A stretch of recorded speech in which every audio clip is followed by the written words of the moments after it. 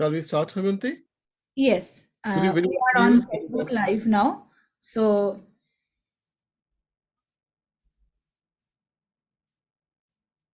yes, hello and welcome everyone. Pranam to Maharaj and Pranam to Dr. Jayasree Ray Bandopadhyay, both of you. Thank you so much for joining us today. So, this is the webinar. It is, we named it as a mind and spirituality. To this month, the May is the Mental Health Awareness Month, which was established in 1949 to increase the awareness of the importance of mental health and wellness in Americans' lives and to celebrate recovery from mental illness because mental health is really essential for a person's overall health and overall joy or happiness. So, this organization, Self Wellness Awareness, or you can see that with the initials, it is SWA, is an online learning platform and wellness center which is dedicated to Indian philosophy, spiritual lifestyle, and mindfulness practices. SWA is the initial of self wellness and which means as well self or me or I.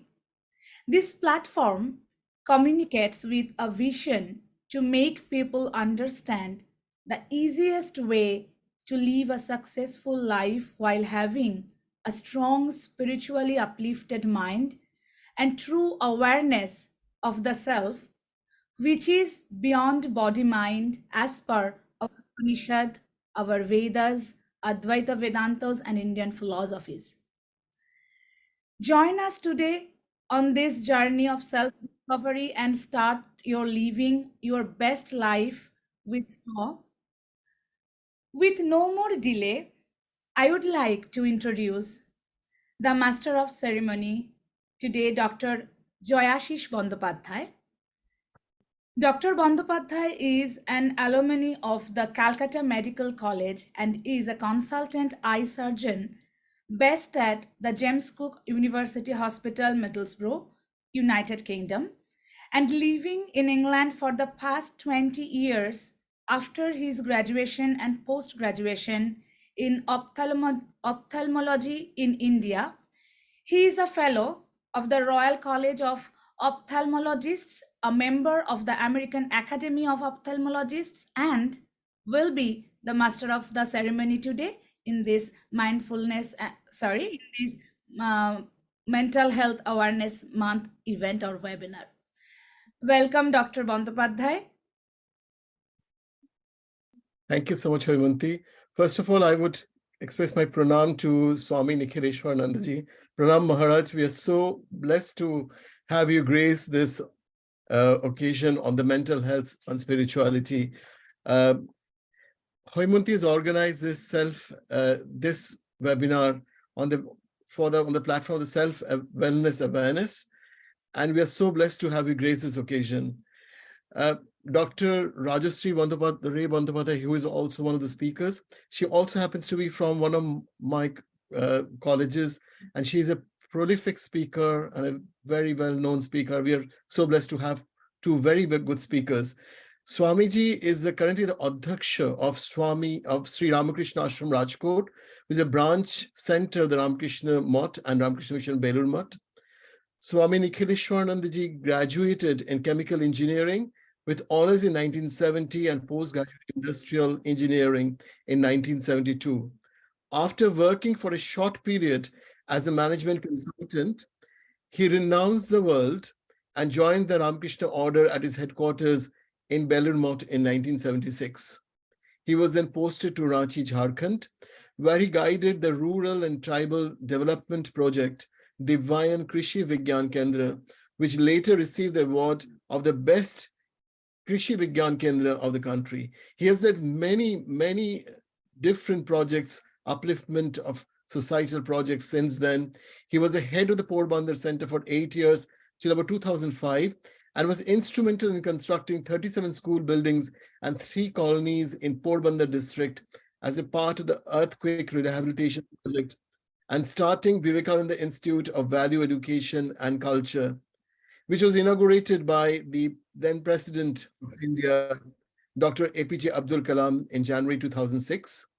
He has served as the head of Vadodara Center and was instrumental in converting the Dilaram Bungalow, which was sanctified in the stay of Swami Vivekananda in 1892, into a befitting memorial of Swami Vivekananda, which was handed over by the then Chief Minister, Sri Narendra Modi ji, to Ramakrishna Mission on the 18th of April 2005.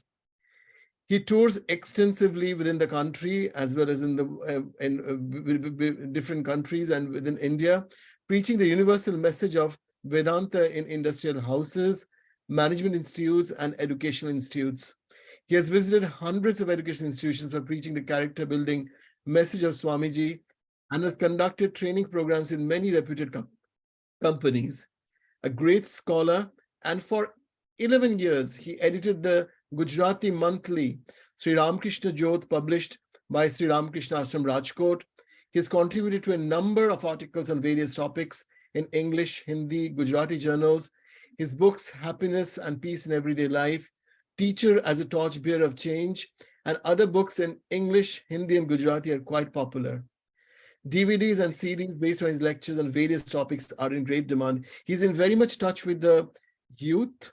I know from personal experience, one of my cousins are very much in contact with him. And he knows all the different problems of the youth, and he has been worked with so many people for so many years. He has been offered to offer the special tribute to Swami Vivekananda in the celebration of Diwali and Hindu Heritage Month organized by the Parliament of World Religions Toronto from the 1st to the 7th of November 2018. Without much delay, I would like to welcome Swami Nikhileshwaranandaji Maharaj into this platform. Swamiji, please welcome and please accept our pranam. Thank you.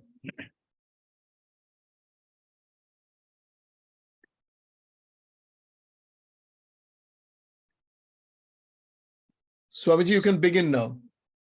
Yes, Swamiji, you can. How much time is there? We thought about 30 minutes, or you are okay to like take your talk how long you want, but approx 30 minutes, then we will try to have some question answer session. Very good. Thank you. Om Sarve Bhavantu Sukhinah, Sarve Santu Niramaya, Sarve Bhadrani Pashyantu, Ma Kaschid Dukhamapnuyat. Om Shantihi, Shantihi, Shantihi. Lord, let all be happy, let all be healthy, let all attain goodness, let none get misery. Om peace, peace, peace. Dear friends, I am extremely happy to be MSU online on this webinar. I would like to, at the outset, I would like to congratulate the organizers, SWA, for organizing this very important webinar on a very important topic, which is mental health.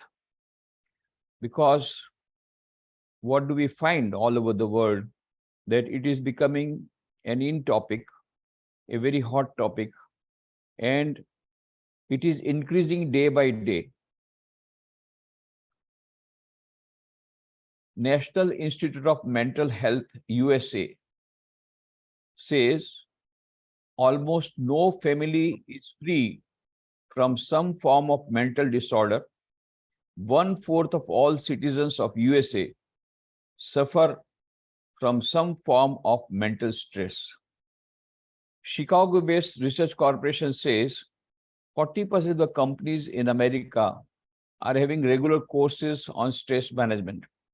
According to UNESCO, 1/7 of the youths are suffering from mental disorder. Psychic patients increasing all over the world. Books on suicides are coming out, many books. Direct companies brought out a book, The Final Exit, and the book was sold.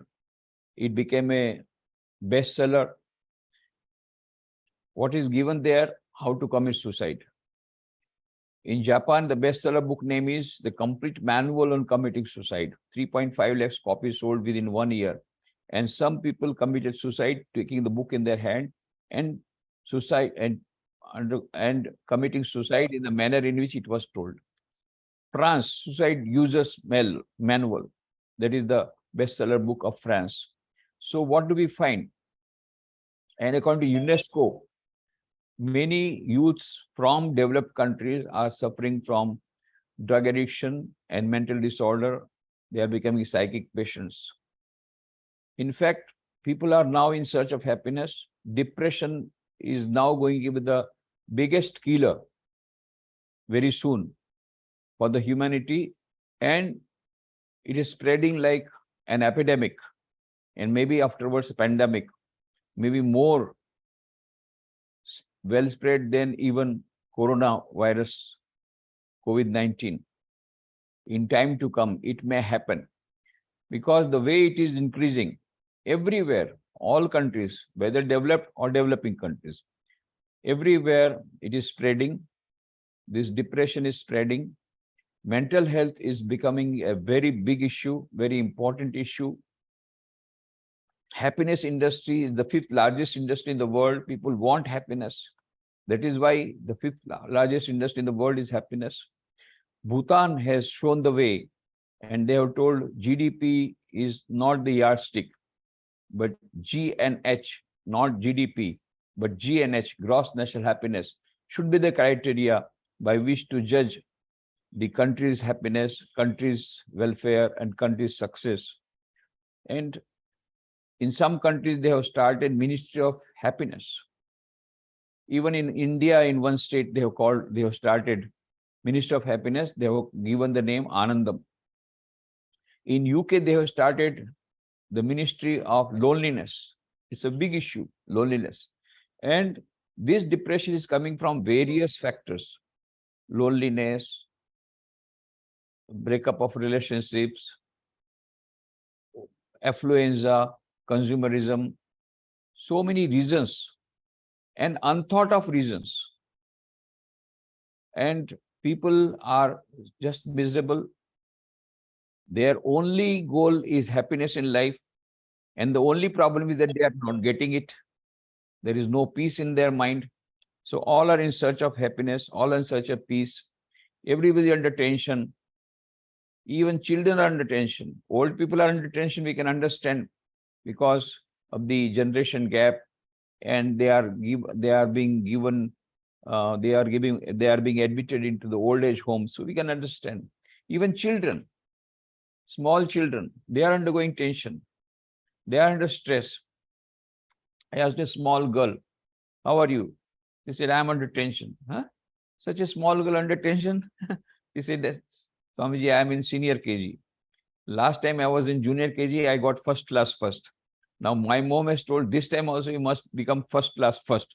So I'm under terrible tension." And this is what is happening. So much of competition, so much of pressure of studies. I'm giving a concrete example. When I was in Porbandar, one devotee was there, was formerly an engineer in the government, and after retirement, he gave his services. And he used to give at the time his honorary services. One day, suddenly he said, "Swamiji, I will have to go to Rajkot. There is an emergency.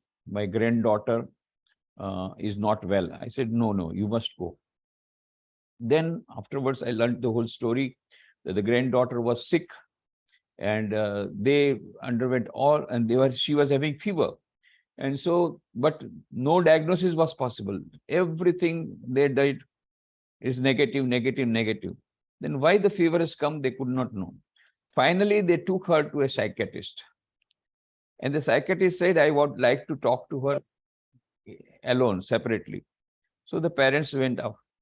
Then she was with the psychologist. And the psychologist said, "Please let me know what exactly has happened with you." So she was hesitant. And then the psychologist just gave a big slap. "If you don't speak the truth, I will give you another slap." Then she broke down. Then she said, The matter was this, that one day she had not done her homework. So next day she has to go to the school. See, if she has to go to the school, then the teacher would scold her. It will take her to task. So she was thinking whether to go to the school or not. At the same time, if she goes to school, the teacher will write some bad remark, and then when she comes back, the mom will give a slap. Now, whether she had to get slapped from the teacher or from the mom, which is better or which is worse? In this tension, she developed fever. Then the psychologist called the parents. She does not need counseling, you need counseling. Why you are creating such a terror in her mind? If she has not done homework for one day, you should not create so much of tension in such small children. That time she was in 6th standard, but now, of course, she is married and she is happy. But these are all so many cases. You can find out for some silly reasons, they are under tension. They are for silly reasons, they are full of tension. So what to talk of very big problems? Even small reasons give them tension. So everywhere it is tension, stress everywhere. That is why it's very necessary that this webinar is very timely. And what I would confine myself is to the spiritual, how spirituality can help in overcoming this depression and bringing up this mental health. And this mental health, physical health is all, they are all interdependent. They are not separate. Now the modern science has told most of the diseases, our doctor is there to say, to confirm, most of the diseases are psychosomatic in nature. So they are interdependent. Physical, mental illness, they are interdependent. And that is what is coming out. So how the spiritual methods? Number one, first of all, there's so many number of suicides increasing, psychic patient increasing. What is the reason?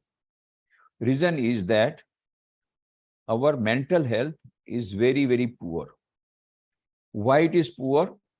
Because of lack of psychic nutrition. We are very much alert about our physical nutrition. When we go out and we are not in our home, even then we take some food. Otherwise, without nutrition, our body will become weak. Even if the food is not proper, we take that food. Why? Because we must have some physical nutrition. Otherwise, the body will not work. But are we alert about the psychic nutrition? Mahatma Gandhi said, prayer is the food of my mind. Our psychic nutrition means prayer, meditation, inspirational reading, positive thinking. For days together, we don't go for these spiritual exercises. What happens? The mind becomes so weak, so brittle. Just a small problem and suicide. Why? It has become very weak. For days together, you are not given any food, any spiritual food, mental food, prayer, meditation, positive thoughts, nothing. Why? No time, no time, no time. If you tell them, please read us some books, no time. Please meditate, no time. No time, no time, no time. And suddenly, one problem comes, and problems will come. Swami Vivekananda was asked this question by Maharaja Khetri, Ajit Singh Ji. Swamiji, what is life? Swamiji said, my dear prince, life is nothing but the unfoldment of a being under the circumstances trying to press it down. The circumstances will be trying to press you down. So life is a struggle. Problems will come, but you have to face the problems. So what is mental health? Mental health is not that you will not have problems. Remember, mental health does not mean that you don't have problem and you are happy all the time. You are enjoying. No. Problems will come. Your mental health will be measured by how do you counteract the problems of life. With what strength, mental strength, you counteract the problems. How you face these problems. How you face this tension or this stress. How do you manage your stress? That will decide the mental health. And at present, most of the people have got very poor mental health. And that is why they are suffering. So we will try to find out how spirituality can help in having better mental health. So many researches have been done, and they have found out that this body-mind relationship also they have found out between happiness and the mental happiness, and the mental happiness and the spiritual well-being, and as well as psychological well-being. Dr. Herbert Benson, associate professor of Harvard Medical School, he made research for 25 years, and then he wrote a book. The name of the book is The Relaxation Response, in which he said, if somebody meditates regularly, then the blood pressure goes down and he feels tranquility and he gets peace of mind and he can overcome his tension.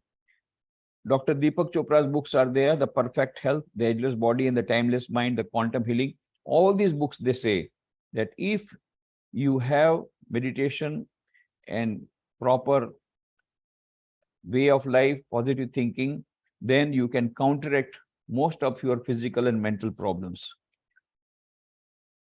Dr. Dean Ornish has written a book, Reversing the Heart Disease.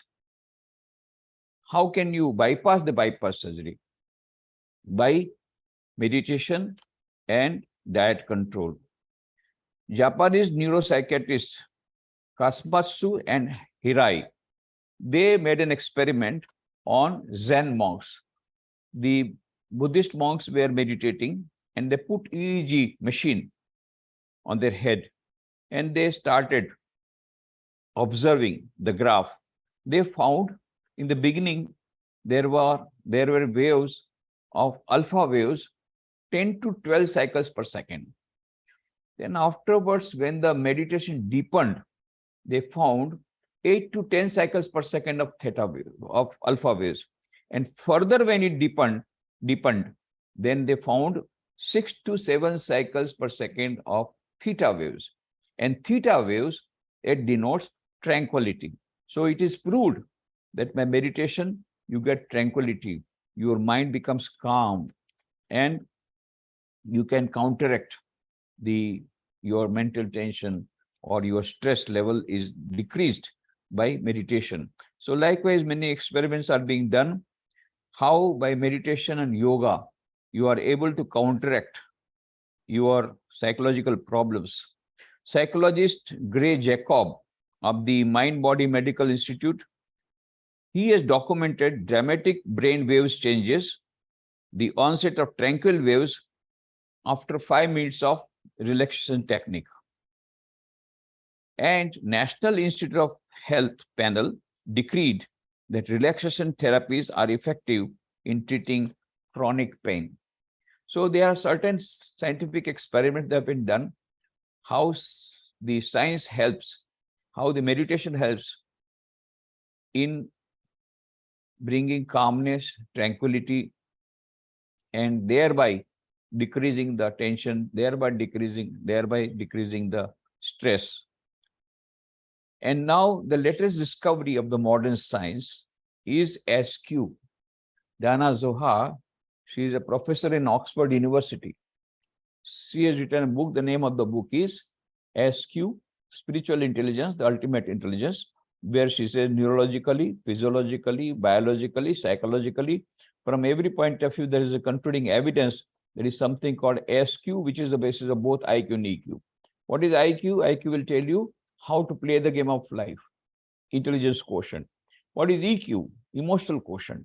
Daniel Goleman made a research in 1991 and said EQ is more important than IQ. What is EQ? EQ will tell you how to play the game of life under changed circumstances with changed strategies. And what is SQ? SQ will tell you why to play the game of life. What is the purpose of life? Why we have come to this earth?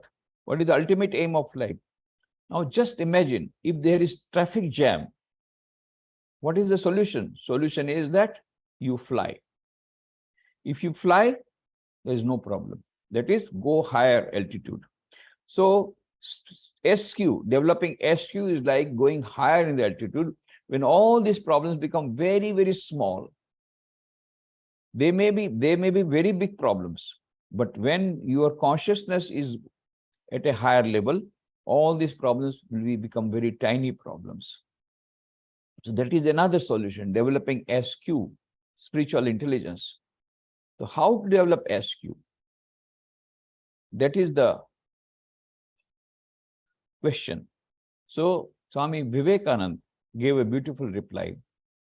And he said there are 4 methods of developing this SQ. Each soul is potentially divine. The goal of human life is to manifest this divinity within by controlling nature external and internal. Do this either by work or worship or psychic control or philosophy, by one or more or all of these, and be free.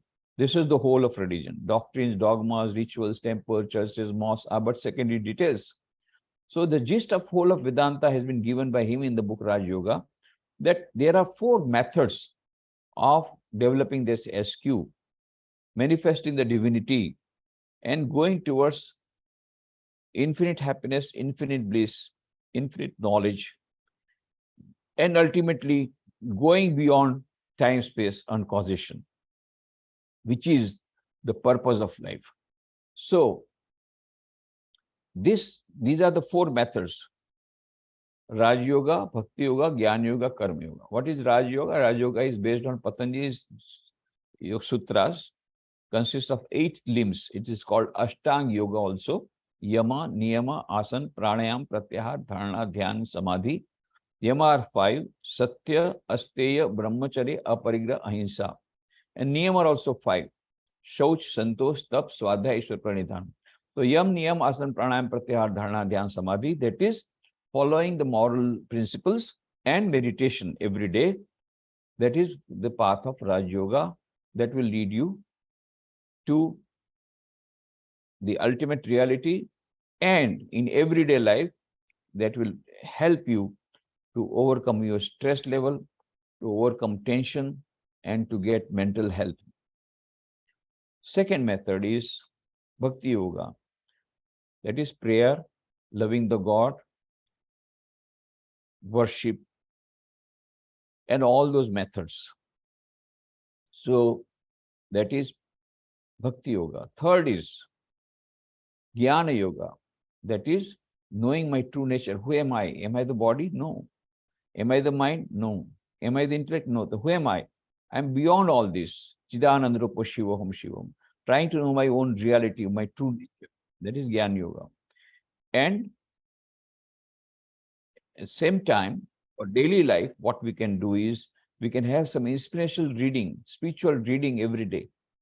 That will give us positive thoughts. That will give us the path of knowledge. And that will give us the courage to face the problems squarely. Fourth method is Karma Yoga, unselfish service. So if we can follow, if we can practice these 4 yogas in our daily life, gradually what will happen, we'll be going towards the ultimate reality. In the process, every day, we'll be able to get back our mental health, because that nutrition will be there. Psychic nutrition in the form of meditation, in the form of prayer, in the form of inspirational reading, in the form of unselfish service. When this psychic nutrition will be there, we'll be able to have better mental health by these regular spiritual practices. So sometimes we give the formula 5-5-5-5-5-5. 5 minutes prayer, 5 minutes of meditation, 5 minutes of inspirational reading in the morning, and 5 minutes of prayer, 5 minutes of meditation, 5 minutes of inspirational reading at the evening, and whole day trying to do work in an unselfish way with the spirit of detachment, in the spirit of worship. If we can do this, then gradually we will be able to develop SQ, and we will be able to go beyond time, space, and causation and transcend all the bondages and get infinite happiness, bliss, and knowledge, which is the basic purpose of every human being, which is the birthright of every human being. So Albert Einstein says in his book, The World as I See It, the true value of a human being is determined primarily by the measure and the sense in which he has attained to liberation from the self.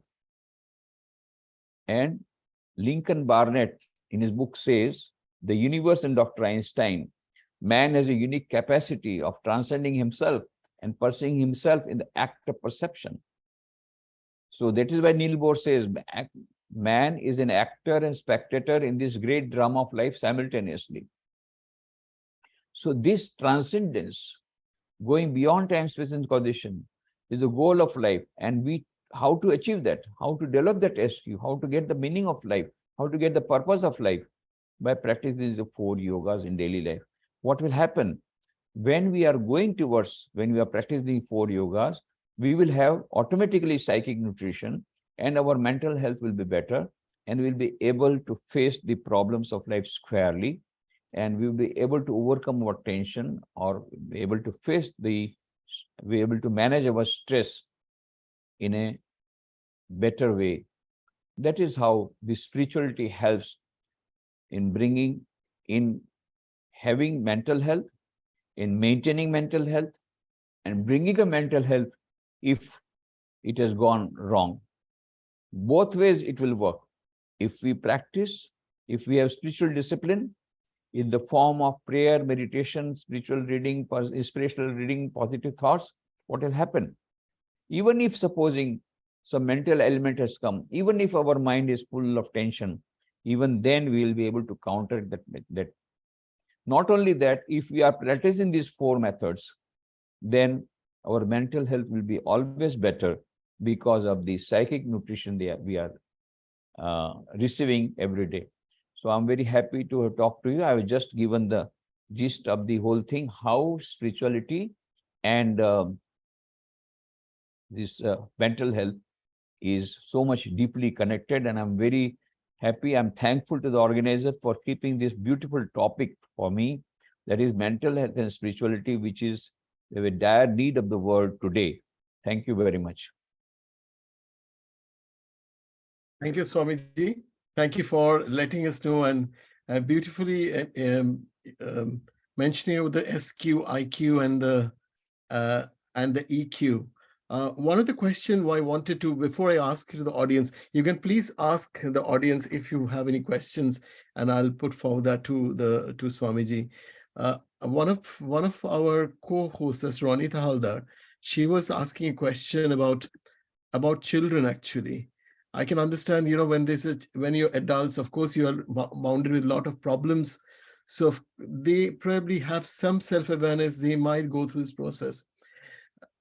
Like you mentioned, the children have a lot of emotional conflicts, which probably we didn't have 50 years back or 30 years back, which is a lot now. Even KG students, they want to perform, which is probably something from the adults itself being infested onto the children. Now, she wanted to ask that, I'll just go to a question, sorry, that in today's competitive world, kids are forced to make up to a certain standard. Even though as parents, we're not forcing her to be someone, still there are things that we cannot control. How, as a mother, I can stop her to get motivated by things that will ruin her mental health? Like, like going to the internet. Of course, it's not bad, but there are lot of things. Internet is like a market with a lot of good things and bad things and so many other things. Even if I'm not forcing her, still there is a certain rat race and other societal pressure as she will eventually have to face in the coming years. So there is a rat race there. There is, which of course as parents is quite difficult. So how to overcome that? Very nice question. So first of all, as I told you, this competition has to be healthy, but not a cutthroat competition. And as I told you, it should not become the priority of our life. You should never compare your children with other children. Number one, that is the golden rule. Never compare your children with the other children. And you tell the child, never compare yourself with others. You compare yourself with yourself of yesterday. Are you becoming better? That is the thing. Are you becoming better than what you were yesterday? Every person has got his or her own capabilities. Somebody may be excelling in study, some may be getting good marks, but that is not the criteria. And the other person may be may excel in sports. Somebody may excel in music. Somebody may excel in story writing, in book writing. There are so many things. And everybody is unique in this world. Everybody has a unique thumb and everybody has a unique talent. So one need not compare with others. You are unique in this world. You compare yourself with yourself of yesterday. So if you want to compete, compete. Yes, very good. But compete with yourself of yesterday. Are you becoming better? That is the way healthy competition should come. Don't compare with others. You also don't compare. Let the children also be taught not to compare themselves with other children, but comparing yourself with yesterday's yourself. Number one. And number two is that they must be told to be little more tough. They are becoming so soft, and we are making them their life so soft and so much, so to say, comfortable, more than comfortable, that they are not able to face any small problem or any small question, any small difficulty. They break down. They don't have the forbearance. This forbearance is very necessary. Forbearance. The power of forbearance should be there with the children. The power of facing the crisis, the power of facing the failure, that also is necessary. Sometimes failures will come, that one should not break down, fall down, again rise and go ahead. Because life is meant like that. Life means struggle, life means failures. Swami Vivekananda says failures, they are the beauty of life. What would be life without that? And then he also says, I never had a cow tell a lie, but it is always a cow and never a man. A man tells a lie today, tomorrow he will speak a truth. Cow cannot tell a lie, cow will never tell the truth also. So man commits mistake today, but he becomes better and greater tomorrow. So there is a potentiality, and there is infinite potentiality inside every human being. So that has to be told to the children.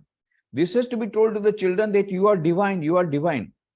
And the children should look upon the parents as divine, and the parents should look upon the children as divine, and must tell them, you got infinite potential. And this is the message Swami Vivekananda gave. Why he was so popular in America? Because they were suffering from lack of self-prestige, and they were having guilt consciousness. So Swami Vivekananda says Vedanta does not recognize sin; it recognizes error. And the greatest error you are making when you call yourself a sinner. He said, no, Vedanta does not recognize any sin. It recognizes error. The greatest error you are making when you call yourself a sinner.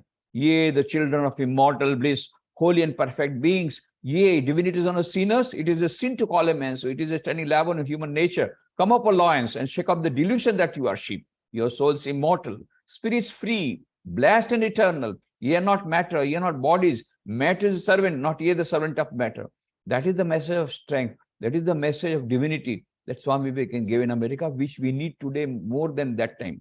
At present today, this message of Vedanta, this message of Swami Vivekananda, this message of strength, the innate strength that we have got, the message of divinity, we need it much more than when Swami Vivekananda gave that message at that time.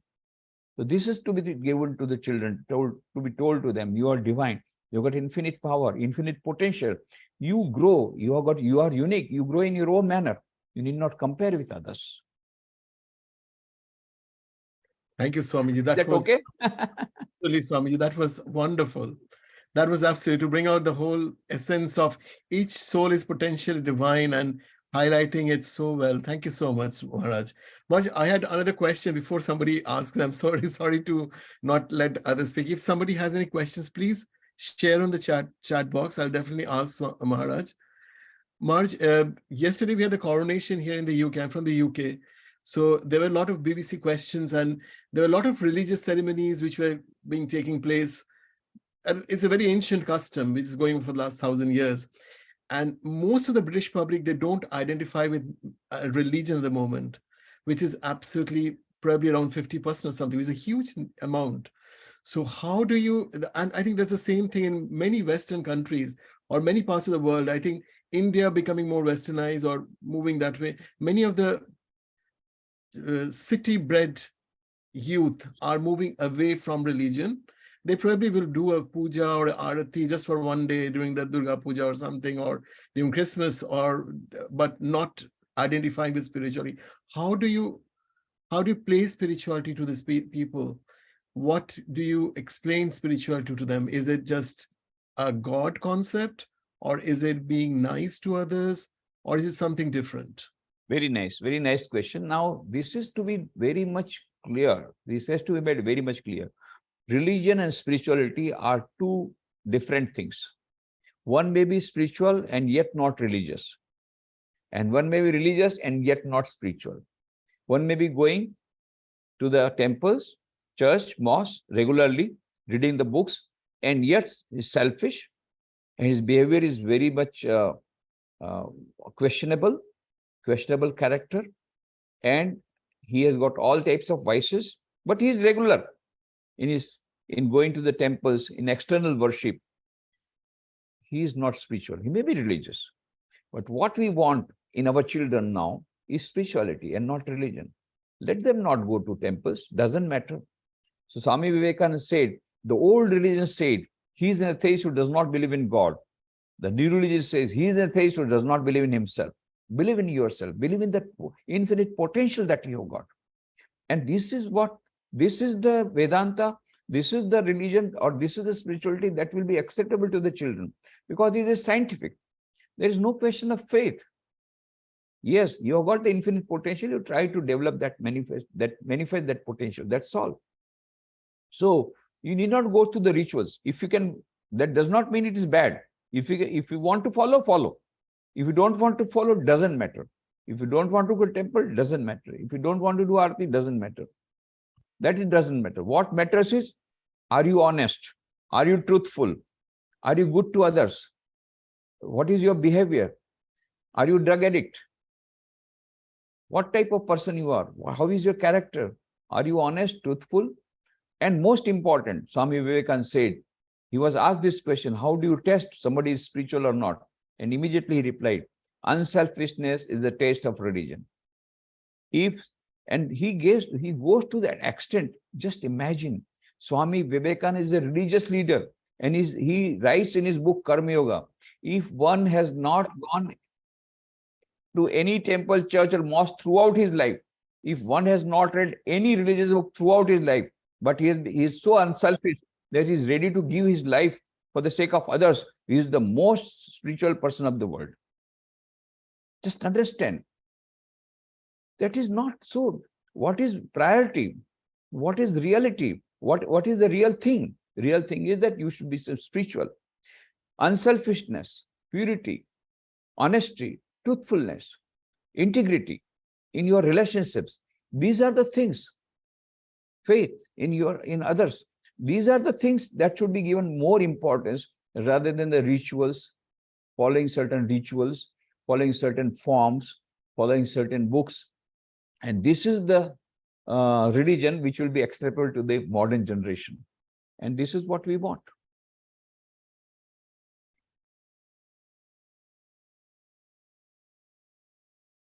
Are there any questions anybody would like to ask Maharaj? Thank you, Maharaj. Haimanti, do you have any questions? I do have a question. So, Maharaj, what I was thinking, I saw many people like they are aware about our Indian philosophical background of spirituality, what Upanishad or what Vedanta is saying, or how you explained like how to be spiritual to build our mental health. What they said that I know this, I know the theory, but I'm not having the courage to do this. So how to motivate them to bring this path to give like the motivation? What should be the motivation for them who knows the theories, but they are not getting courage to do that practice? That is, you have to present in a proper form. Swami Vivekananda said, the first sign that you are becoming religious or spiritual is that you are becoming cheerful. Cheerfulness. To be happy and smiling always takes you nearer to God than any other prayer in this world. To be happy and smiling always takes you nearer to God than any other prayers in this world. And Swamiji also used to be always happy. Whenever he will give lecture, he will be serious. But after the lecture, he will enjoy. He will have nice hearty talk, a nice hearty laugh. He will enjoy ice cream party. He used to like ice cream. So in America, even in winter, he used to take ice cream. And then the chocolate ice cream was very favorite for him. So the host will ask, Swamiji, why do you like ice cream? Why do you like chocolate ice cream? He said, because I am like chocolate. He would reply, because I am like chocolate, so I like chocolate ice cream. And then he would laugh and enjoy and cut jokes and all that. Now, in Western countries, they were not used to that. So their concept was that the religious preachers should be serious. But Swami Vivekananda said, long faces do not make religion. But these people, they thought at the time this was not good. He is a religious preacher and he should be serious. So one day, an American lady could not contain herself and she said, Swami, you ought to be a little more serious. You are a religious preacher. And Swami immediately replied, yes, madam, I too become serious when I got stomachache. So why do you become serious without stomachache? If you have stomachache, you are not well, I can understand. You are having a face as if you have taken kerosene. But without taking kerosene, your face is like that, as a bitter face. No. And then he gave the real reply. Why should I be serious? We are the children of immortal bliss. Cheerfulness is the real thing that comes out of spirituality. The first sign that you are becoming religious and spiritual is that you are becoming cheerful, happiness and peace. If you are feeling that, you are going towards spirituality. If not, you are, even if you may be going to temple, churches, mosques, but if that is not happening, you are not going towards the real spirituality. So Swami Vivekananda said cheerfulness, because why we should be cheerful? Because we are the children of God. We are the children of immortal bliss, holy and perfect beings. So this divinity, if we really feel divinity, we will feel happiness and peace. That will be the motivating force. You tell them, you will become cheerful, you will become happy. If you want happiness, if you want peace, if you want to become cheerful, follow Vedanta. Practice these 4 yogas. And then you will be able to become cheerful. Thank you, Maharaj. That's a really, really nice answer. Thank you so much. Thank you, Maharaj. Thank you very much. We Thanks to all of you. Have you grace this platform. Thank you, Maharaj. Yeah. Thank you. Thank you. Namaskar. Namaskar. I would like to, our next speaker is Dr. Rajashri Roy Bandyopadhyay. Dr. Rajashri Bandyopadhyay is an alumnus of the Calcutta Medical College. And in this webinar, she will be talking on fear, trauma, and panic. She has done extensive psychiatric training in psychiatry from the United Kingdom and spent many years in the UK and then returned back to India to give her what she gained from the UK to give it back to India. She's an MD. She's a fellow of the Royal College of Psychiatrists with the FRC Psych from the United Kingdom. She is an associate professor in psychiatry and consultant psychiatrist and psychotherapist in Kolkata. Dr. Roy Bandyopadhyay is an EC member, section on religion, spirituality, and psychiatry, World Psychiatric Association, and she's a co-chairperson, Spirituality, Yoga, and Mental Health Subcommittee, SARC, Psychiatric Federation. She's a prolific speaker, a very good person. I know her personally, and she is as a very good human being. And of course, she was an inspiration to many of the trainees and many of my colleagues who I know are psychiatrists as well. Please welcome Dr. Roy Bandyopadhyay to this forum. Dr. Rajashri, I think you're unmuted. That's great. Thank you. Thank you so much, Joshista. Namaskar.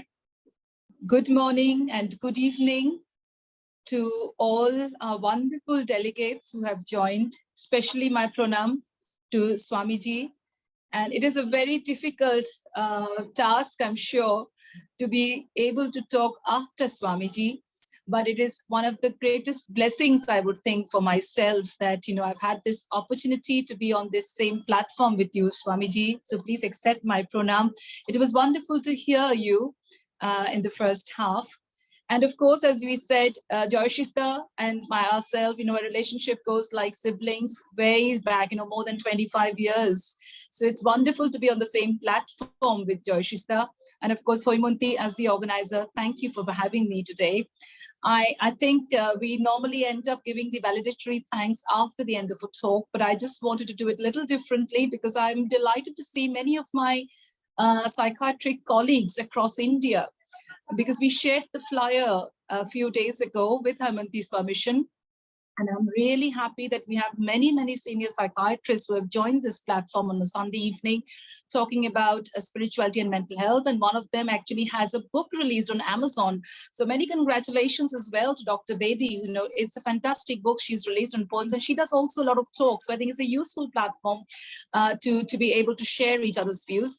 My topic today, of course, is on very practical things related to psychology and psychiatry on mental health related to fear, anxiety, and panic. What I would like to first say is this, I was, aptly listening to Swamiji talking about Swami Vivekananda's episodes of eating chocolate ice cream. And then I could picture Swami Vivekananda like a child, little child, getting excited about the chocolate ice cream, laughing, joking, sharing. And that is where the whole crux of the matter sometimes I find, we sometimes need to go back to the roots of being a child ourselves. Find that inner happiness. Why do we get fears? Why do we get frightened? Because we set expectations, we set assumptions, we set a lot of theoretical positions for ourselves in the journey. And we lose this touch with a lot of practical things, lovely things, natural things, simple things like chocolate ice cream, even if you go, that can give us so much relief and so much pleasure. So that is where fear starts. But being a medical doctor, a psychiatrist by profession, who's very passionate about spirituality, because I think that is one of my lifetime goals whilst remaining in the core psychiatry, to be talking about spirituality. And that is why I've been part of the World Psychiatric Association and Royal College of Psychiatrists, Indian Psychiatric Society, and South Psychiatric Federation, helping us to understand that, yes, we cannot lose the teachings of our ancient wisdom. We must incorporate them in our everyday life, and we must understand the basics of where things come from. This does not mean we do not realize the biological mechanisms of any psychological disorders. Yes, of course, there are genuine biological neurotransmitter level problems that happen, whether it's fear, whether it's anxiety, whether it's depression, or any other mental illness. And it is not to say that only by practicing spiritual methods, only by therapeutic work, that we'll be able to manage and handle most of the problems. But yet it is a definite yes, that these values of life, like Swamiji referred to, there's a lot of difference between spirituality and religion. So focusing on the aspect of spirituality, there are a lot of values in life that teach us to accept failures in life, that teach us to be competitors only with our own selves, that teach us to be happy in others' joys, success, and happiness, that teaches us that we flow together as different rivers to meet the ocean of this huge consciousness, this huge matter in this world. So when these principles of life get disturbed, that is when the volcanic eruptions happen. Of course, like if you imagine our lives like a volcanic mountain ready to come out, there is a lot of anger, sometimes a lot of unhappiness, dissatisfaction, discontentment, all the negative words. I don't want to focus too much on the negative words, but unfortunately, we do have to think of these negative words so we can come out of these and think of the positive words, get them, clear it out from ourselves. So we are there like a volcanic mountain waiting to erupt. Similarly for our children as well. But sometimes we do need a cathartic process so that we come out of it, and then we can release that whole pressure so that we empty ourselves of the traumatic, difficult emotions that fill us up in our everyday life. Like Swamiji said, we need to recharge ourselves, refuel ourselves with spiritual food. Yes, we do need to, just like we nourish our own body with matter food, like, whether it's water, solid foods, different types of foods with vitamins, nutrition, protein. We spend so much of life, there's a big industry these world today talking about different types of food and diets and what is good for health and what micronutrients are there. Yes, absolutely. It's very vital, because if your cart, your chariot is not working properly, The gods inside will not be in a balanced position. The gods will not feel looked after. The gods will not feel respected. So similarly, yes, as we look after our bodies with the right type of diet, the exercise, the routine, sleep, and everything, there's a lot of food that is required for our spiritual sustenance. And yes, absolutely, the spiritual sustenance actually sustains a positive mental health being. Today's talk is not going to be anything on a very major mental health disorders. I'm not going to go into very serious mental illness at all, but I will talk about very basics from where a lot of the mild to moderate mental illnesses do generate fear, anxiety related to the panic attacks. So coming back to the talk, I don't have any slides. I'm just going to be talking through some main points, and please feel free to post your questions in the chat box. I've already received a few questions from before, and I'll cover those questions as we go along in the topics. But if there are some more, we can happily take them at the end. So what is fear? Coming to it, we know it's a very normal emotion. And how does it get triggered? It gets triggered in response to a threat or a danger. So if you're visiting the Sundarbans in India or a tiger forest reserve somewhere, and you are chased by a tiger, you'll naturally feel a danger or a threat. Okay, so if you do not expose yourself to this, then there'll be no chances of fear. So only when you're venturing out, fear is the normal reaction, because it only comes in your day-to-day life when you're trying to venture out, explore new things, explore new avenues. If you're just sitting at your home, not doing any, not being worried about anything at all, being oblivious of what's happening, then probably you will not be frightened. But like a little child who's testing out things, moving from one room to the other, crawling down the stairs, picking up small things, exploring the world. Even as adults, we are exploring the world continuously, whether we are walking on the roads, we are trying to crack an exam, or we are, getting married or setting up a home, or wondering how to set up a relationship with another person or in-laws. These are new avenues in life that we have to explore. So what happens is, whenever there's a perceived threat or danger, the fear comes. There is, of course, a physiological response to it. It's a very complex interplay. There are three main things involved here. One is our little brain here. One is our whole nervous system, both the central nervous system and the autonomic nervous system. And of course, the interplay, the interconnections are the hormones and the neurotransmitters. In our brain, in the temporal lobe that we know, I wish we could have pictures to share, but there's a tiny almond-shaped structure, which is called the amygdala. This amygdala is said to be the main trigger box. And this, when it detects any potential threat, it starts sending signals to another small area, which is called the hypothalamus.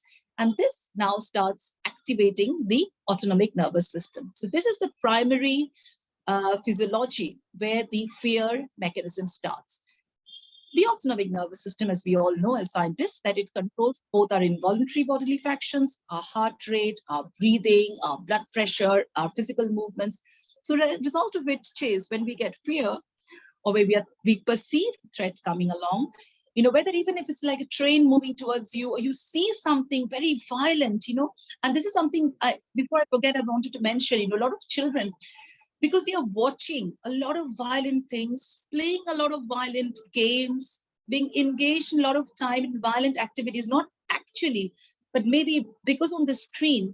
Please remember, we need, as parents, as elders in the society, we need to remember that children are getting exposed to these stimuli. The brain will not be able to dissociate and understand whether this stimuli is a place where I'm actually in, or is a 3D simulated situation. So the brain, the amygdala, and the hypothalamus are being continuously conditioned this way to prepare ourselves for any danger coming. So children, you see, when they are engaged in a lot of these activities where they're firing guns and shooting or racing, something always, they feel very jittery, agitated, unhappy, and distressed. Why? Because the amygdala and the hypothalamus are being conditioned slowly to raise the heart rate, their breathing. So they're always in a matter of feeling danger. So actually, they are very frightened children. we just label them saying they are into games, they don't listen to us, but hold on a minute, we need to understand what they are doing in those times of screen time. So that's another discussion, of course, but I thought it's important because I did listen, there was a question about children and parenting. We need to keep this in mind. So coming back to our original discussion again, on the organic structures that get involved, we know there's a sympathetic, we talked about the autonomic nervous system, and we of course also have the sympathetic nervous system, which is responsible, as we know, for the fight or the flight response. So here, if you're chased by a tiger, what will the body tell you to do? It will either tell you to run away, that is flight, run away from there, or fight. This response is characterized by, once again, your heart rate goes up, your blood pressure goes up, and your respiratory rate goes up. And all the blood gets redirected away from the non-essential organs like the digestive system. And therefore, what happens? Your body is getting, the muscles get more blood so that we can run away. So if you see, when people have anxiety, a lot of anxiety, persistent anxiety, continuous anxiety, you could end up actually having a lot of digestive problems. There's another phenomenon these days, another concept, and which is, it's a very old concept, nothing new about it, but the gut-brain axis has been talked about a lot these days, just to establish the fact that, how the gut and the brain are linked up together, both in terms of the nutritionals, what we eat, how it affects our mood, and also how we think affects our gut system. So, as we said, the autonomic nervous system is hyped up, the sympathetic nervous system is hyped up. Now it starts releasing the third thing, the hormones and the chemicals. So we now have the release of the adrenaline and the noradrenaline, and therefore the physiological response to fear gets worse, it gets hyped up. And then fourth thing, what happens now is, once the body is getting prepared, our mind, because the body and the mind are all linked, this now starts getting the triggers. The two main important triggers at work are the cognitive triggers and the emotional responses. So what is cognition? We know the cognition is our ability to make the decision making, the problem solving, what to do if we have, how quickly we can make a decision, whether we should run or whether we should stand there and fight. So this is the cognitive ability which we need to gear ourselves for when we have a situation of fear. At the same time, this comes from the prefrontal cortex, which is in front. If you remember, the amygdala and the hypothalamus were preparing us for the emotional aspect. So they all become getting active. And just like Swamiji was talking about, research has shown that a lot of waves, we don't want to go into the neurological details, but the waves start, the activity goes up. With meditation, all these activities start slowing down, which results in a lot of relaxation and a very, very strong evidence and proof that meditation, spiritual way of thinking will help us to relax, reduce our fear levels. So we know this prefrontal cortex, and along with the, as you said, they will start becoming very active, and this can actually slow down the cognitive thinking. If you see, when you're overwhelmed with a lot of things, very sad, sometimes we can't make a decision very well. Why? Because the emotional overlay is so huge that we are not able to understand how to rationally think. So if you're very frightened, your decision-making ability will be influenced. So that comes to the physiology of fear. Now, what do we know? We said what to do about it. We've understood that there's a lot of biochemical reaction. We realize that there's an emotional response, but we have to do something about it. There was a question, I think, on panic. So I thought, why don't we talk about the panic together first, and then we can go on to talk about what to do about it, because fear leads to anxiety, and then anxiety will take us to a lot of fearful problems. Now, so what is anxiety? A lot of panic problems. So what is anxiety? In anxiety, it's also a normal emotional response. Normal emotional response, just like fear. We need to be frightened. If a child does not feel fear, then they will not be able to learn what is right or wrong. Similarly, if we do not have anxiety, we may not be able to push ourselves to do anything. We may not motivate ourselves to do anything. I did not have the anxiety, or any of us in this room today did not have the anxiety that we have to join our webinar at 8 a.m., we will not have any harmony. We would have missed totally the opportunity to learn from each other today. So anxiety is good, but when it is too much, too often, and for too long, and not purposeful in any way in our lives, it's too much, too often, too long, not purposeful, and it's not really going to give us a productive outcome, that is when it leads to disorders. Okay, so as we said, it's a normal response, but when it's excessive, then it becomes anxiety disorders. So once again, the same hormones, the same amygdala, the same cognitive structures, they all play a role in anxiety. Along with that, we have seen that there's a low level of serotonin. So we know SSRIs, which is some very familiar word term with, it's one of the most commonly prescribed medication across the world these days. Why? Because people are needing it. Because naturally, we are not being able to provide the adequate levels of serotonin that we require. Now, a lot of food items give us these natural molecules, but also other activities like positive thinking, things like love with oxytocins involved, meditation, relaxation techniques, physical exercises. They release a lot of calming hormones, whether it's serotonin, endorphin, oxytocin, the positive hormones. But when we do not get into a rigorous practice of generating these levels of neurotransmitters and the hormones to sustain ourselves, it's a balance between what we require and what we are able to provide. So if naturally we are not able to provide what we require, then we have to supplement. And the way we supplement is through medications. And that is why depression, which is said to is nearly become the second most important disorder by the WHO in 2030. So we are just about 7 years away now. So people, and one of the key components of depression and anxiety is serotonin. So here we know that the serotonin is also reduced. And this leads to what happens is with people, we become very low in mood. Our cognitive structures get affected as well. Okay.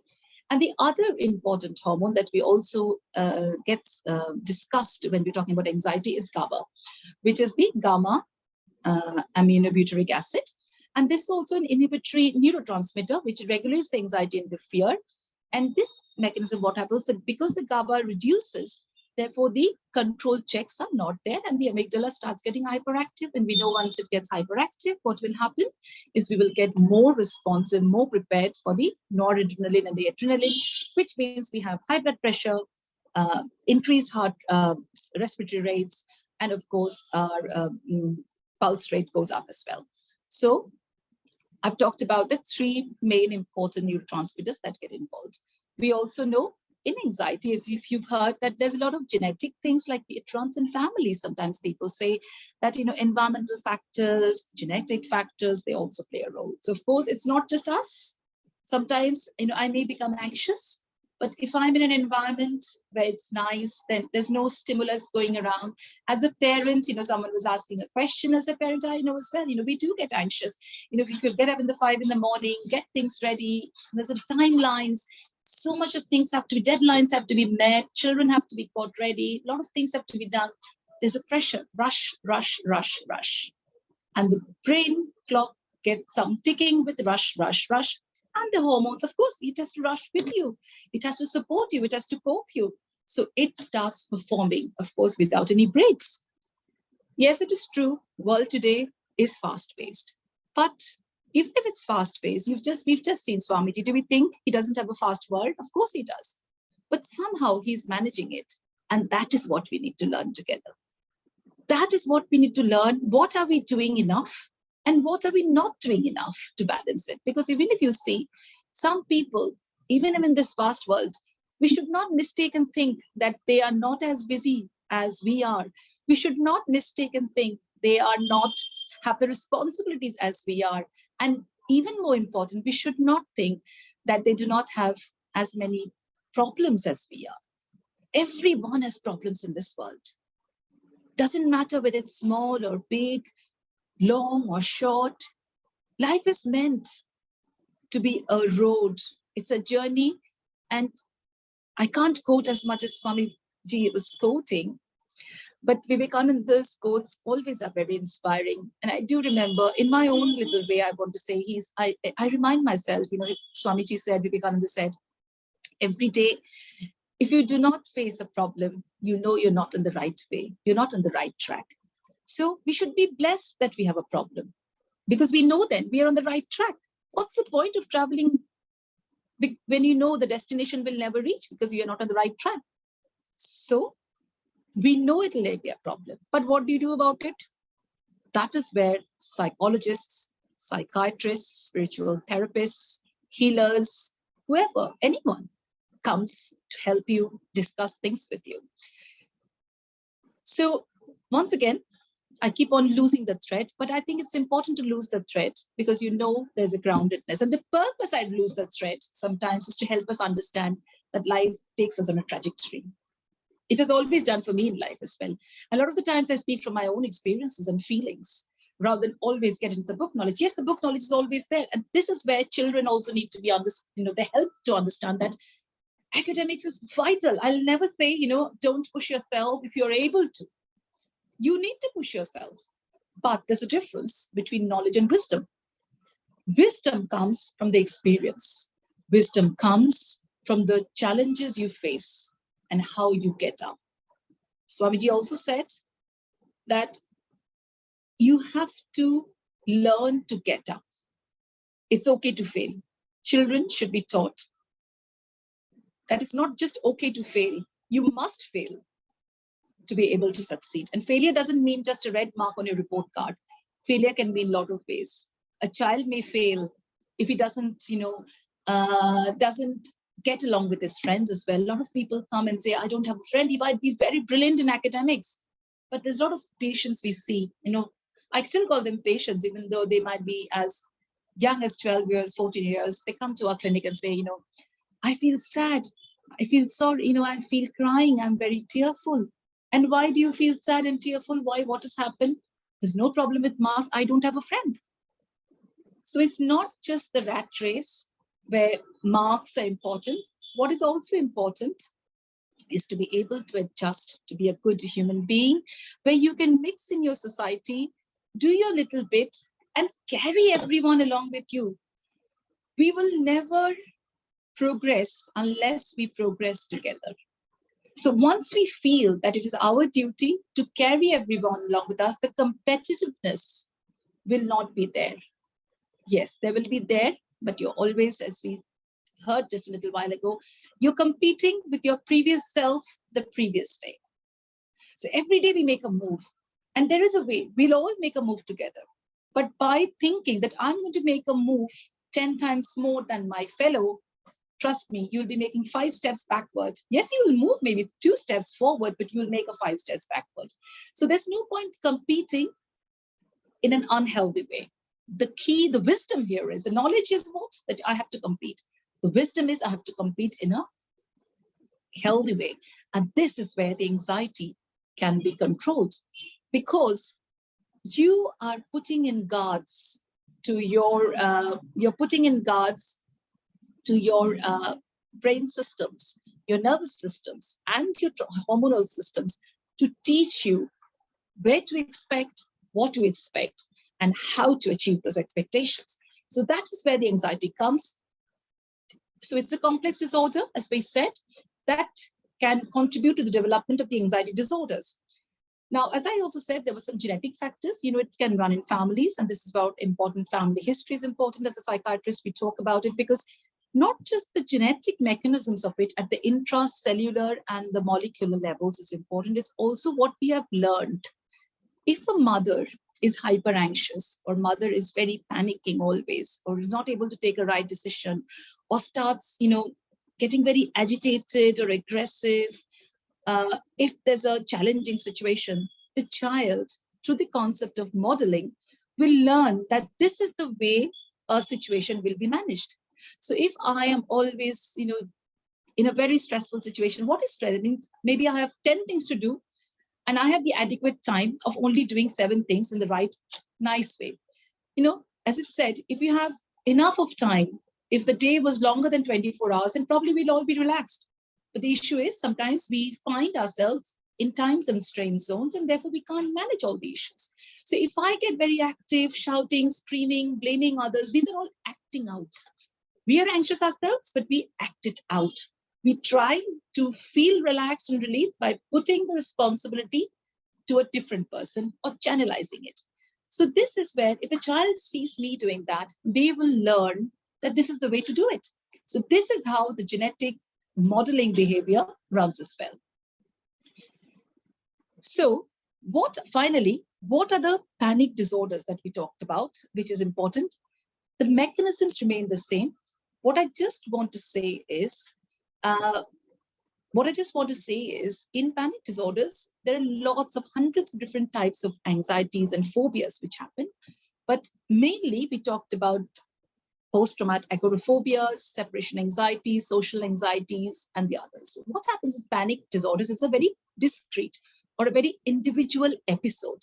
In this particular episode, a person can get a sudden attack of acute breathlessness, feeling that, I'm just going to die at this moment. The heart races very fast. You feel short of breath. You are feeling choked. And actually, sometimes people collapse. After a while, as everything settles down, all the stimulus, because when you collapse, what happens is all the stimuluses which you can see through your senses stop.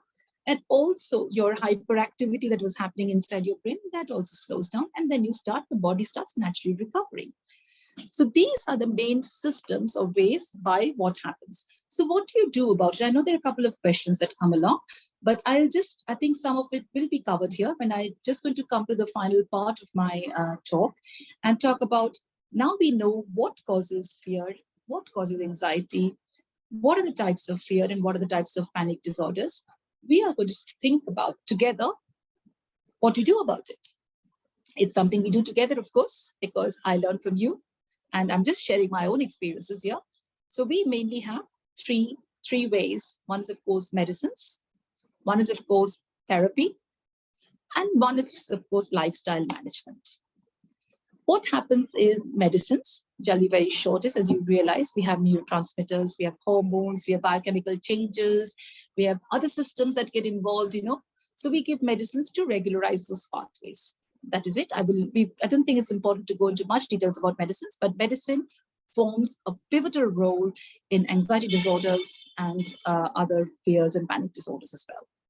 If it's, of course, we just can't say I'm frightened for one day, that means I need medicines. No, you must get yourself assessed first to understand if it's just a normal physiological response or whether it needs much more attention.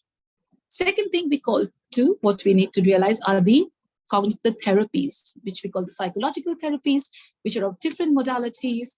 Mainly, we do things like cognitive behavioral therapy, we do systematic desensitization, we do flooding techniques, and there's a host of other therapeutic mechanisms like how do you cope with fear, exposure techniques, yoga is important, meditation is important, those can be important as well. Other things are like, as I said, lifestyle modifications. Lifestyle modification includes things like having regular exercises, discipline in your life in terms of what you're eating, your times of your meal, how long you take to eat your meals, your bedtimes, your routines, your exercises, mindfulness techniques, pranayams, anything to nourish yourself, including getting social support. Lifestyle includes your importance to your physical health, mental health, social health, and spiritual health. So whatever it takes, they are extremely crucial in both for your preventive and promotive, of course. So of course, we'd always say, prevention is better than cure. So we need to try to prevent things from happening. But even if it happens, it's okay. It's not the end of the world. Having a mental illness doesn't need to make us feel stigmatized. Having a mental illness doesn't need to make us feel isolated. Having a mental illness doesn't need to make us feel challenged in any ways, because there is a treatment. And if we accept the treatment at an early stage, we can actually have a full control of the issues. So social support, mindfulness, stress management techniques are very important as well. So was there a question?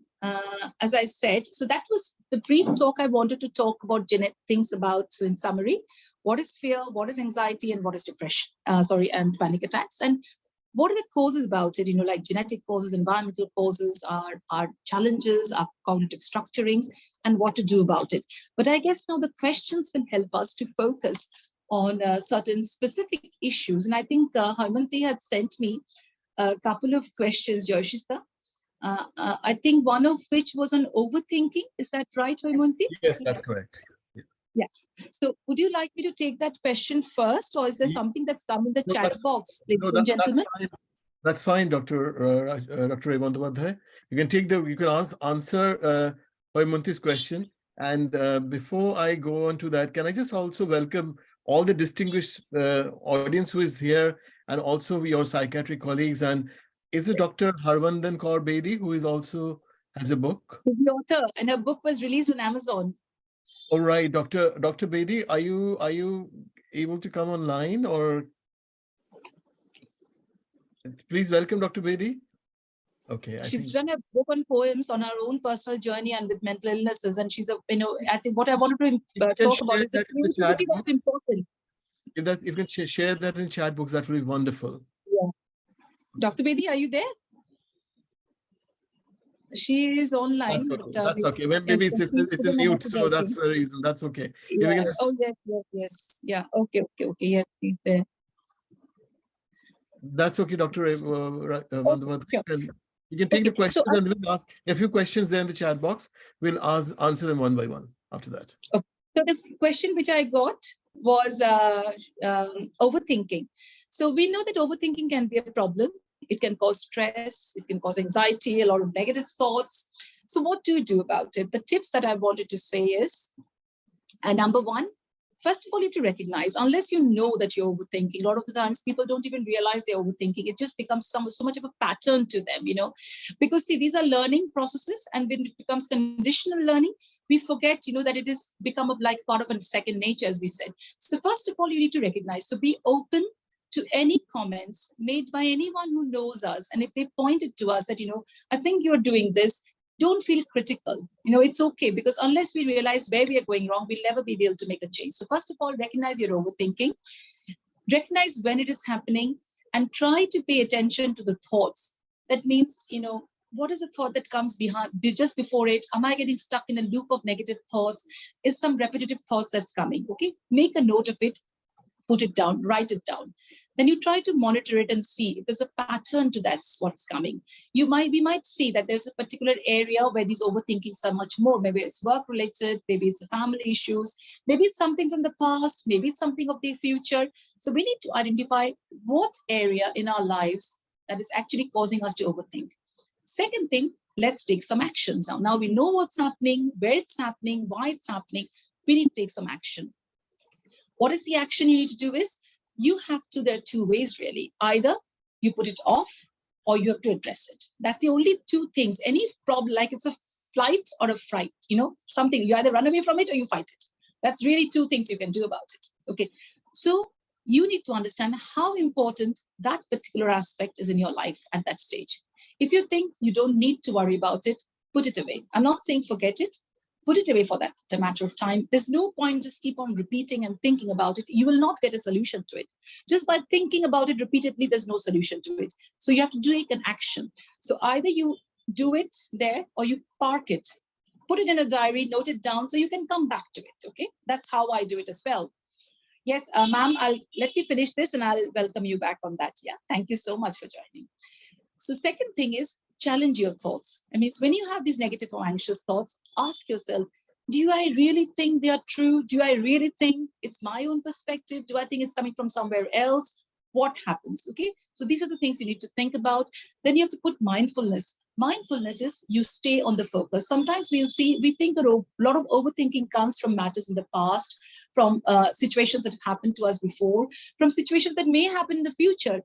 But past things will always you won't be able to go back and unscrew it and rectify it. All that you can do is if there's a residual action, like like a karma has an effect and an action. If there's something that is now that you can change, that's all you can change about it. So if you have done something, you're worried about it, you've said something to someone, to your friend, and it keeps on coming back to your mind. All that you can now do is go back and say sorry. Then just go back and say sorry. But by keeping on and thinking about it, why did I say it? He should have done this, that should have happened. That will not change the problem at all. It's only going to make it worse for you, because you are harboring those thoughts continuously in your mind. Your amygdala, your hypothalamic areas, all your nervous systems is getting hyperactive. And who's getting the harm, the injury is to your own self. So act on it, try to challenge it, find out if it's helpful or not helpful. Then you start doing some mindfulness. What is mindfulness? Once again, it's not just always sitting in meditation. Mindfulness means living in the present moment. We sometimes fail to enjoy today as a present, as a gift. We either live in the past or we want to live in the future. But to be honest, all spiritual teachers across all the years and thousands of centuries have taught us, live for the moment. If you don't live for the moment, today will become a yesterday, tomorrow. So mindfulness is trying to understand, what are you getting caught up in those thoughts? Take a few deep breaths. I have an exam to prepare. Okay. Tomorrow's exam, fine. But I have two options. I can sit and cry and howl and say, I'm not going to take my exams tomorrow, and end up in a panic attack, and you call the doctor and you go to your parents, rush you to the A&E at 12 in the morning. Or take a few deep breaths, have a cup of water, have a strong coffee or whatever soothes you down, and say, okay, I have this 100% syllabus to complete. Probably I've reached 40%. I still have 60% left. I have 7 hours to go before tomorrow morning. Okay, I may not in these 7 hours revise all the rest 60%, but I'll definitely revise the rest 30%. Okay, fine. At least that makes it up to 70%, and 30% is still left. So, okay. So at least you've gone to the exam in a calm frame of mind, having revised those 70%, rather than ended up in the A&E, in the emergency, in the early hours of the morning, and canceled all your exams. Okay. So this is living in the present. Try to bring it down. Groundedness, as we call, feet grounded. That means you stay grounded in the present moment thought. And finally, take care of yourself. If you know you're a person who keeps on habituated pattern of overthinking, you need, as I said, those disciplines, what have we talked about, self, looking after yourself, lifestyle modification, whether it's physical health, spiritual health, mental health, and social health, sleeping, eating, engaging in activities that you enjoy, recharging yourself. Remember, your mobile, we recharge our batteries every day in our mobile. Do we recharge ourselves? So that is what you need to think about overthinking. Okay. And there was another question on being judgmental towards yourself, Hoimonti, I think. Yes, let me open the question just a second. Yeah. So I think being non-judgmental towards yourself can be very challenging, because sometimes we do try to be critical. Practice these 5 steps. First of all, I always say, practice self-compassion. You need to love yourself. Sometimes we love everyone else, whether you're a mother or a father or a brother or a boss or a teacher, you think you have a huge responsibility. Of course, we all come in this world with a lot of responsibility. No wonder we are blessed to be born as human beings with responsibilities, but we also have a duty of care to ourselves. So treat yourself with the same kindness and understanding that you would give to your friend, and allow yourself to make mistakes, because if you don't make mistakes, you're not progressing in the right path as well. So that is okay to make mistakes. Being too critical of our own selves, not, that is when people, commit suicide. A lot of, I'm not saying that is the reason, one of the reasons, because we think that we have failed ourselves, we have failed our parents, we have failed our family, we have failed our society, we have failed our expectations. But have we not failed ourselves by not having self-compassion? Have we not failed ourselves by not being kind to ourselves? Have we not failed ourselves by having set unrealistic expectations? So that is why, we need to think negative mental health comes from so many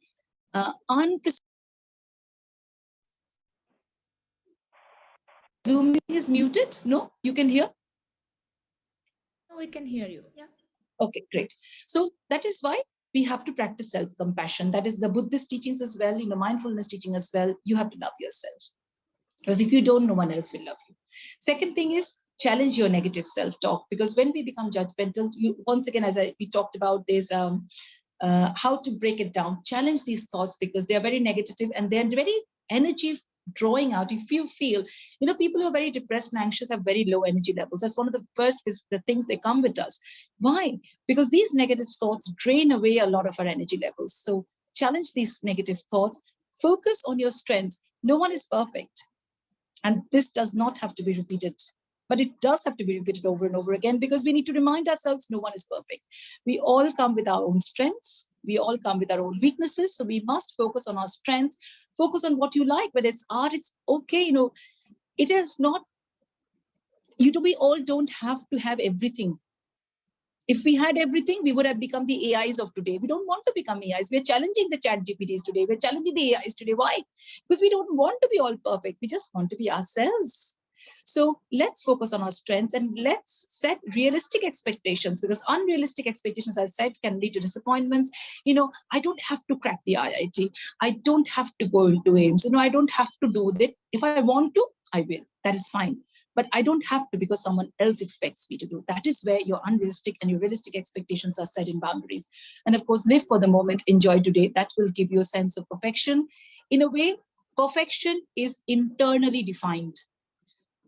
Once we know that today, this is my set day today, and I want to make sure I have done this, that is when I've lived my day perfectly in my own terms, not in someone else's terms. And that will help you to stop being judgmental about your own self. Okay, so the questions, I think, what is there? There are a few Dr. questions in the chat Bedi was box. ready as well, Joyshista. I Okay, think yeah. Dr. Bedi. Can we Yeah, can we welcome Dr. Bedi now? Dr. Bedi? Sure. Then we can discuss the rest questions. Yeah, sure.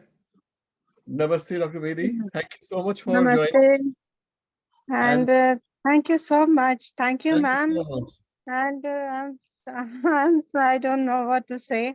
I mean, ma'am is too gracious, and I never expected it, so I'm speechless. But my gratitude, Thank you. my gratitude to each and everyone here. And yes, I wrote the book of poems, and I think that we have to, show our vulnerability of life. If we have to make people accept that they are vulnerable too. Everyone is vulnerable. Being a psychiatrist doesn't mean that, you are the know-all and that you don't have problems or you have all the solutions. So community psychiatry being my passion, with this thought in mind, I broke the books into the poems into 3 parts: passion, mission, and experiences. And where I hope it serves the purpose. And again, ma'am, gratitude to you and gratitude to everyone here. And Yeah, but it's very interestingly, speechless. Joyshista, ma'am is also ex-army. So she has spent a lot Yeah. of time in the Indian Army. And it might, because the reason is, it's very interesting because we don't have a.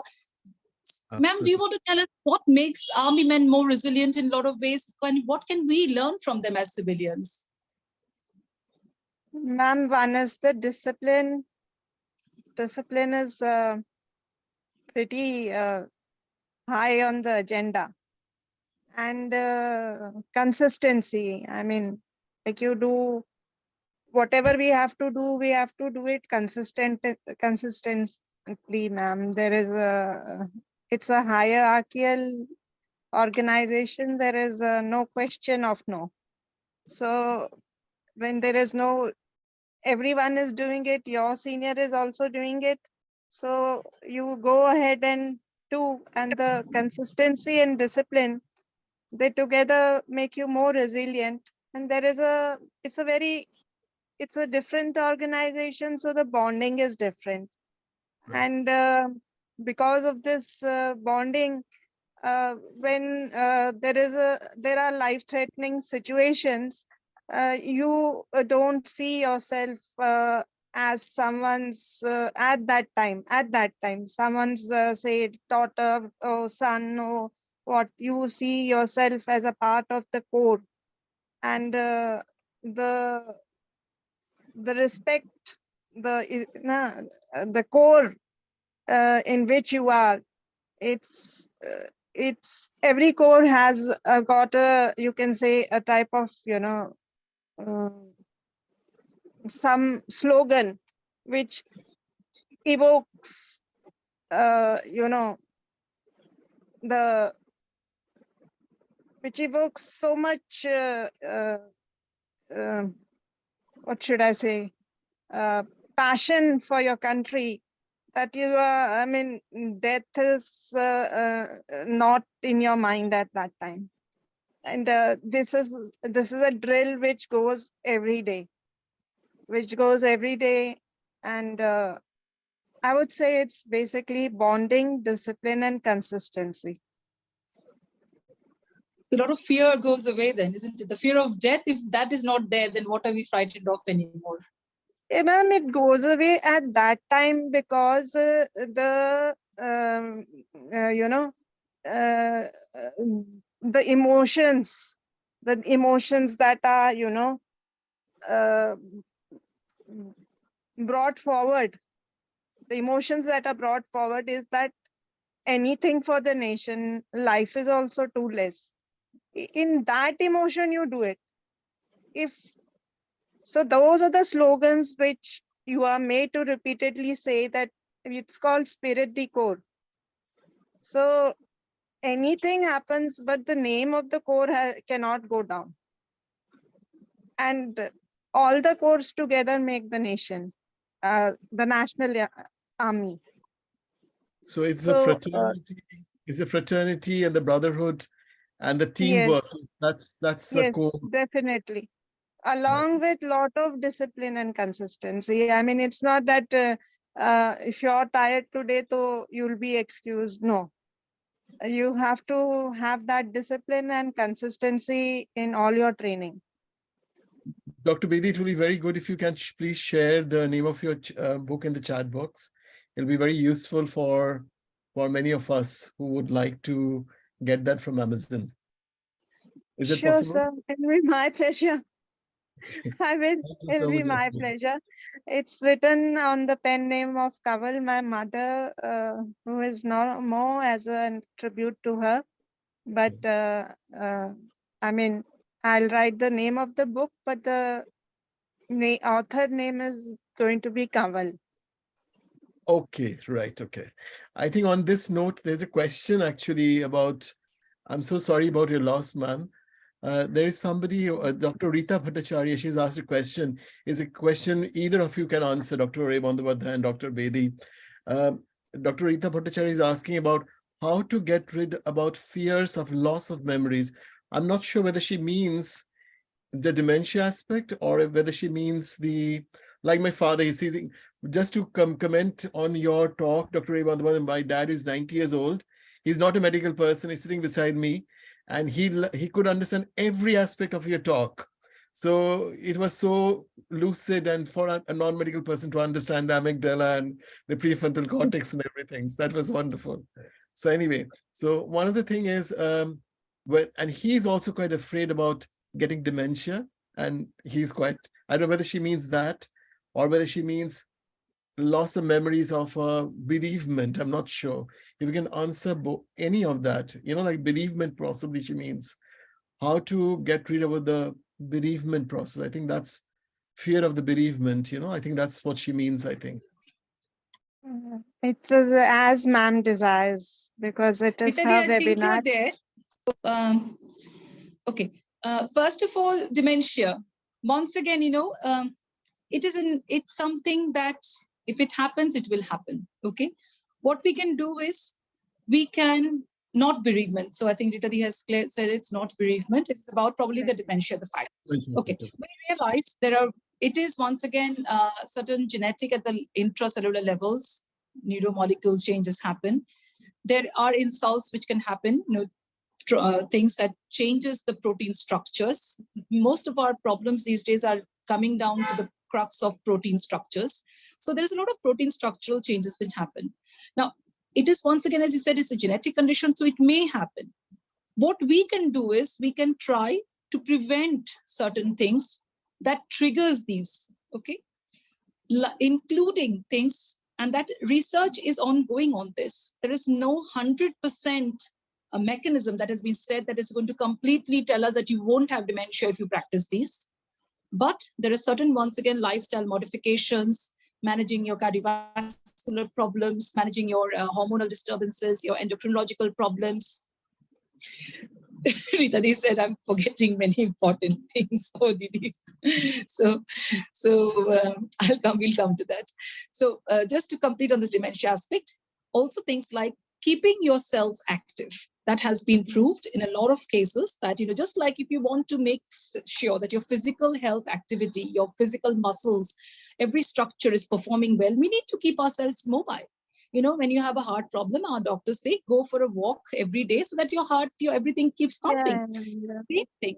We have to remind ourselves after retirement or after we think we don't, our children have left, we just sit and we stare in front of the television and just watch those things going on for hours. I'd rather say go for a walk than sit on the television and do some passive watching, because the passive watching actually is not helping us at all.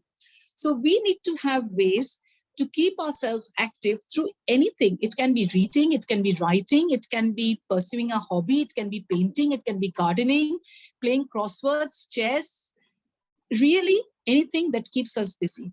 Yeah, so that is what is important. So physical health activities are important, cognitive activities are important, and also something we lose is our social, our connectedness. Okay, excellent, Didi. But Didi, you are not forgetting everything. Rita Di, Hemanti might be able to tell a lot more about Rita Bhattacharya. She is the General Secretary of the All India KNS, which is the Nivedita Society, really. Okay, so she runs a huge organization. She's a PhD scholar and a professor in Sanskrit. She is part of the Asian Society as well. So she is an amazing woman. So I'm not sure why she's, seriously, and the way she's an excellent organizer. She has brought up organizations from scratch to lead India nationally. So I guess Rita is being humble, her humility is making her say this, and she's deeply spiritual as well.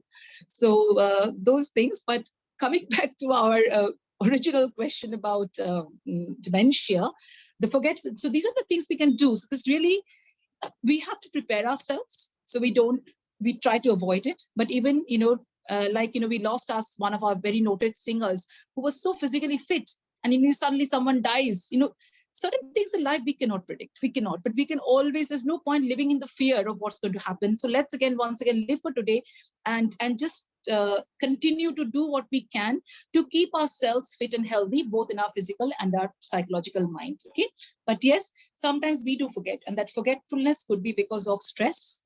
It's not because of dementia. Things like stress, depression, anxiety can also disturb our cognitive functions. And forgetting means what? Your ability to process things, your ability to make decisions, your ability to take a judgment, your ability to remember things, these get disturbed. Yeah. So those, any other anxiety, stress, fear, depression, they can also affect our memory to a lot of extent. So it's not just dementia that can affect a memory. There are other things associated as well. Okay. There are two other questions, Dr. Bandyopadhyay. One is from Pooja and from Deboshmita. She writes that how as a parent we should handle the situation of anxiety and trauma. And in the same line, she writes that we can definitely talk and make them comfortable, but how more like we put some processes in the daily life that will deal their wound as part of the daily process, like somebody has watched something or an abuse or whatever, how we can make them get rid of that, like putting something daily, if I understood the question correctly. See, there's a lot of trauma-focused questions. That is, I think, there's a lot of trauma-focused solutions we have. It depends on the individual persons. There are three things we need to assess on this. Of course, the personality is important. Because what something suit me may not suit you, Joyshita. What suits you or what your situation is may not be. So it's a little bit person-centered approach we need to take, number one. Number two, we need to look at the circumstances the person is going through, okay? And what the expectations and the aspirations are. But sometimes, if I've understood the question rightly, if you're going through a trauma, what can you do to help someone come out of it? Keep the person, once again, in a structured activity levels. Remind the person to stay in happy time with people. When we stay with people who have a positive influence in our lives, we always become happier in a way. Negative people drain our energy. So we need to know who are the people to stick with and who are the people not to stick with. If we stick with too much of people, spend too much of time with people who give us a lot of negative vibes, we'll end up going down the anxiety depression way. So we have to choose, we have to use our decision wisely. I'd rather have few friends than I have 100 of friends who drain me out.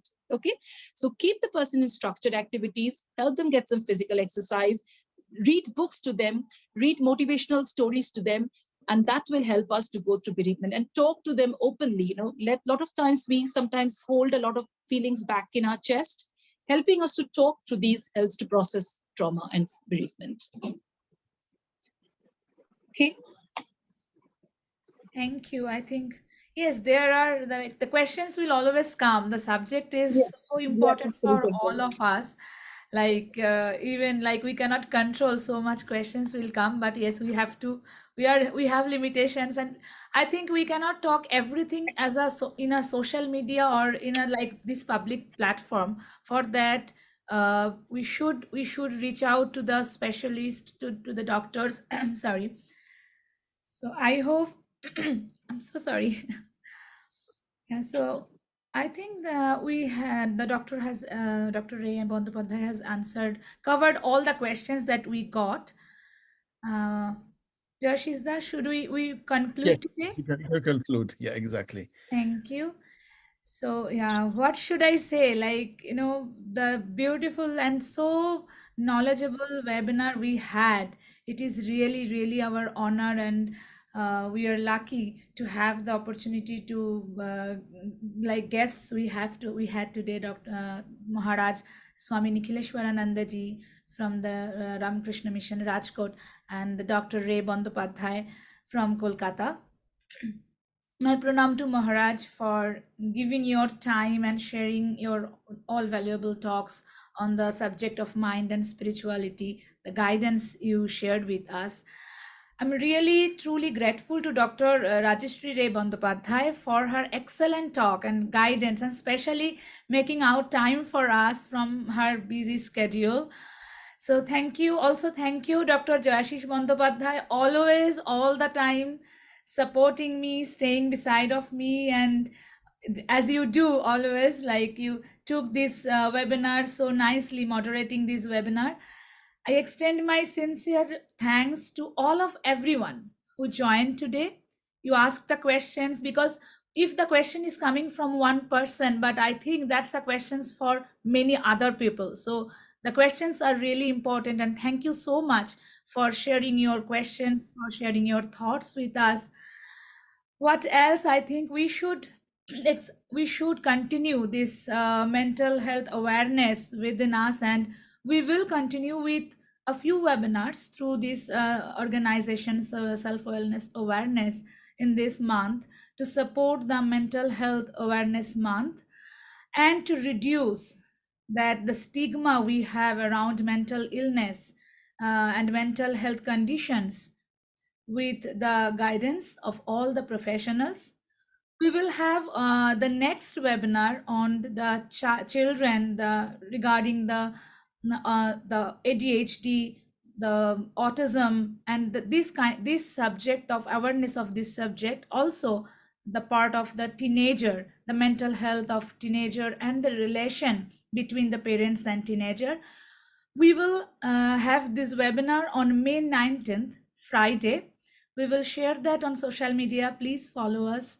And thank you so much for joining us today. Thank you, everyone. Komalji, before you Yes, conclude, please. can I please thank Dr. Harvandan Kaur Absolutely. for a wonderful insight and to share her experience. Thank you, Dr. Kaur. Thank you, ma'am. Dr. Kaur, from my side too. Thank you so much. Thank you so much. Thank you. Thank you. Thank you, everyone.